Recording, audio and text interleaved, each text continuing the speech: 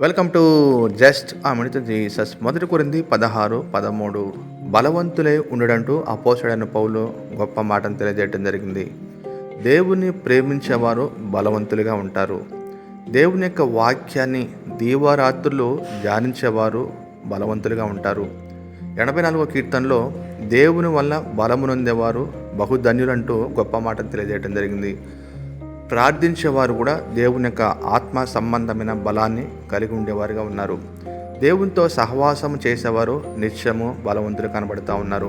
కీర్తన 18:1 యెహోవాయే నా బలమంటూ దావీదు దేవుని యొక్క నామాన్ని కనపరచడం జరిగింది. యెషయా 40:31 యెహోవా కొరకు ఎదురు చూసేవారు నూతన బలము పొందుకునేవారుగా ఉన్నారు. దేవుని చేత, దేవునికి ఆత్మ చేత, దేవుని యొక్క జ్ఞానం చేత, దేవుని యొక్క కృప చేత బలవంతులు అయ్యి దేవుని యొక్క నామాన్ని కనపరిచేవారుగా ఉండాలని ప్రభు కోరుతాను. కాబట్టి నిత్యము ఆధ్యాత్మికంగా బలవంతులుగా ఎదగాలి. ఆమేన్.